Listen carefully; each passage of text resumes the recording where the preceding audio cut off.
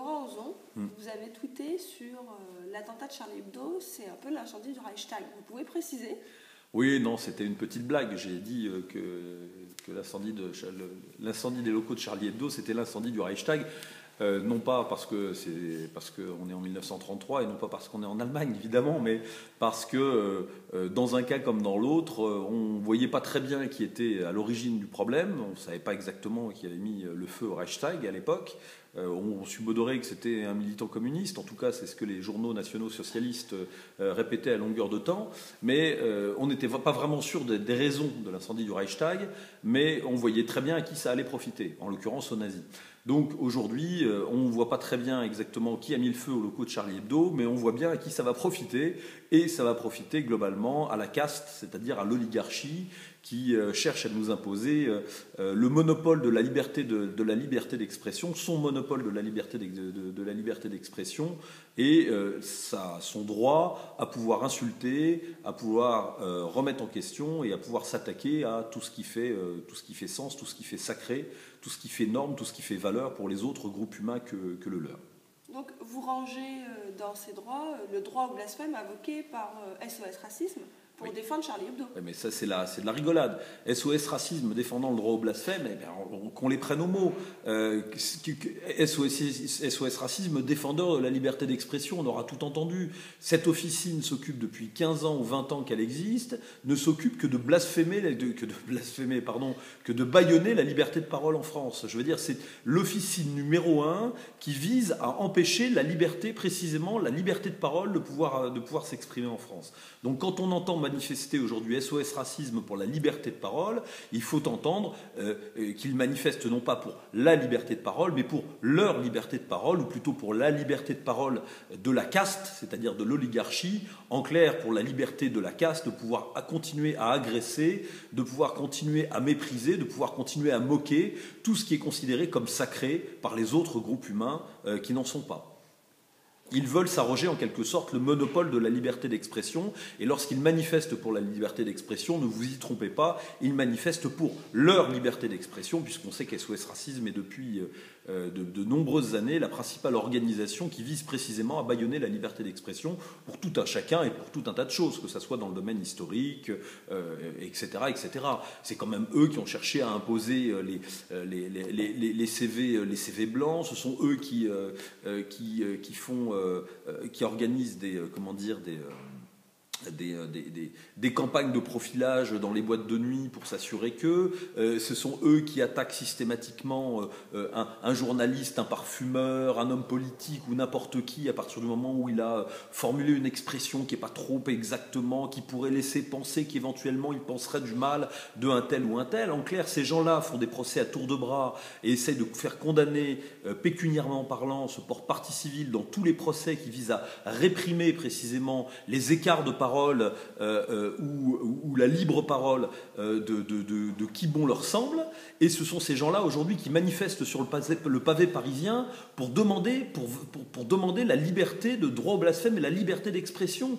Mais c'est surréaliste, c'est complètement surréaliste. Enfin, justement, si on en revient à la couverture de Charlie Hebdo qui leur aura valu cet acte au minimum de vandalisme, en quoi cette couverture est-elle représentative de la ligne éditoriale de Charlie Hebdo? Elle est représentative parce que la ligne éditoriale de Charlie Hebdo, c'est la violence. C'est la violence faite à tous les groupes de population auxquels ils s'en prennent méthodiquement depuis des années, les catholiques très largement en tête, puisque les musulmans ne sont pas la cible préférée de Charlie Hebdo, mais les catholiques font les frais quasiment à chaque numéro de caricatures concernant la Vierge Marie, Jésus-Christ, des saints, etc., etc.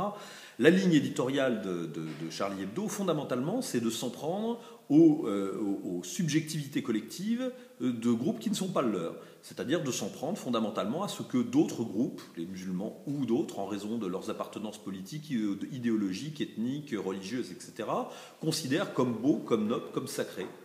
Et c'est cette campagne d'hostilité, de dénonciation, cette campagne sous prétexte de l'humour, un humour à la Bigard, pas à la Desproges, référence scatologique à l'appui, eh bien cette forme d'humour-là, cette liberté de pouvoir insulter qui bon leur semble, en quelque sorte, est une campagne de haine permanente Et il est très surprenant qu'on puisse s'étonner du fait que certaines communautés visées, là en l'occurrence les musulmans qui sont visiblement un peu plus chatouilleux que les catholiques, qui font l'objet le plus souvent des attaques de Charlie Hebdo, on peut s'étonner que l'équipe de Charlie Hebdo, que l'oligarchie, finalement, soit surpris de cette attaque-là. Ce qui est très surprenant, c'est que ça n'avait pas eu lieu plus tôt.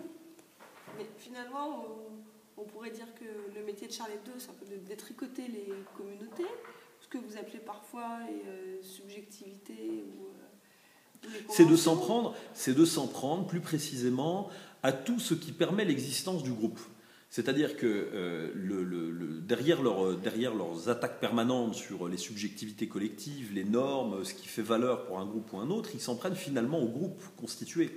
Un groupe constitué ne tient que parce qu'il partage un certain nombre de présupposés, un certain nombre de valeurs, un certain nombre de subjectivités. On parle de subjectivité parce que précisément ces valeurs ne sont pas partagées par tous les groupes à la surface de la Terre, mais ce sont les leurs.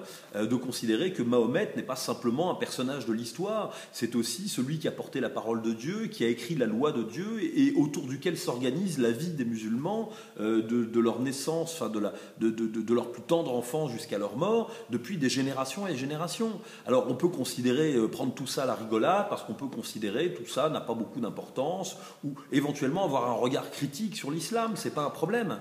Mais à partir du moment où, comme chez Charlie Hebdo, on se fait une spécialité de salir méthodiquement tout ce qui est tenu pour sacré par les autres, il ne faut pas s'étonner d'avoir des retours de violence. Et on sait très bien que quand ils le font, ils ne le font pas pour défendre la liberté d'expression, ils le font fondamentalement parce que, globalement, ils ont pris cette communauté ou ce groupe-là pour cible et ils ont décidé de se prendre aux subjectivités de ce groupe-là. Parce que ce qui les emmerde, fondamentalement, c'est qu'il existe encore des groupes, il existe encore des religions, il existe encore des communautés constituées. La guerre que livre Charlie Hebdo, la guerre que livre l'oligarchie, à laquelle d'ailleurs appartiennent les responsables de SOS Racisme, qui ne sont que des guignols et des pantins, la guerre que livrent ces gens-là aux communautés, c'est une guerre permanente. Et les colonnes de Charlie Hebdo ne sont que des déclarations d'agression manifestes, des déclarations, des insultes permanentes à l'égard de ce que croient juste, bon,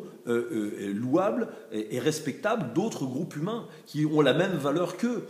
Mais donc ça, ce serait les moyens, ce sont les moyens. Quelle est donc la fin poursuivie par Charlie Hebdo ? La fin sans être complotiste, ces gens-là appartiennent à une sociologie. La sociologie de l'idéologie de la consommation, la sociologie de la nouvelle classe mondiale, la sociologie de la société open. Ces gens-là veulent des sociétés d'individus déracinés, libres entre guillemets, c'est-à-dire libres de consommer, et n'ayant pour seule perspective de vie que la surveillance de leur compte en banque et le suivi de leur portefeuille d'actions en bourse. Parce que tout ce qui fait communauté historique, communauté d'histoire, communauté de civilisation, fondamentalement les emmerde. Donc, je dirais que Charlie Hebdo, c'est le mirador du système concentrationnaire idéologique de la société de consommation qui ne veut plus avoir affaire qu'à des individus. Donc finalement, cet attentat ou cet incendie ou cet acte criminel ne va pas du tout changer la ligne éditoriale de Charlie Hebdo, ne tiendra pas ses objectifs. Bien sûr que non. D'abord, c'est une réaction d'agacement, de défense, de violence totalement bien sûr inacceptable à l'égard d'une violence qui est faite quotidiennement à ces groupes-là et qu'on peut non pas justifier, mais au minimum comprendre à partir du moment où on s'intéresse aux causes et aux effets. Deuxièmement, elle ne dessert pas Charlie Hebdo, puisqu'elle le sert, elle n'est que le prolongement logique de la stratégie de Charlie Hebdo, qui est une stratégie de violence permanente faite aux groupes constitués, à leurs familles et aux membres de ces communautés-là. Et troisièmement, elle est, je dirais, la deuxième couche marketing, le prolongement marketing de la stratégie de Charlie Hebdo, de SOS Racisme, de tous les gens qui sont derrière, c'est-à-dire fondamentalement une opération marketing qui n'aura pour objectif fondamentalement que d'augmenter le tirage de Charlie Hebdo et de permettre aux actionnaires de Charlie Hebdo de mettre un peu plus d'argent dans leur poche à la prochaine redistribution de dividendes du groupe. Voilà. En attendant, qu'est-ce qu'ont risqué ces gens, contrairement à d'autres pays dans lesquels les journalistes risquent leur vie vraiment face à des systèmes totalitaires, fanatiques, etc. Ces gens-là ne risquent que d'aller travailler dans les locaux du groupe Rothschild pour terminer leur numéro suivant, ce qu'ils ont d'ailleurs fait, ce qui est évidemment pas très, tout ça n'est pas très risqué. Et finalement, la boucle est bouclée. Charlie Hebdo qui fabrique chez Rothschild, on voit bien où tout cela nous mène. Non, ces gens-là se foutent du monde, nous prennent pour des cons. Je crois qu'il ne faut absolument pas tomber dans le panneau. Leur liberté d'expression n'est que leur liberté d'expression. La vôtre, ils s'en foutent. Celle des gens et celle du peuple, ils s'en foutent. Tout ce qui les intéresse, c'est simplement de pouvoir continuer à s'en prendre à qui bon leur semble, selon le ton qu'ils ont eux-mêmes fixé. Lorsque vous invoquerez la liberté d'expression pour défendre votre droit à la libre parole, ou votre droit à la libre expression, ou votre droit à la libre recherche, ils ne la donneront pas, ils se battront même, ils s'opposeront même à ce que vous puissiez l'obtenir pour vous-même. Donc cet Tartuffe ne mérite qu'une chose, le mépris.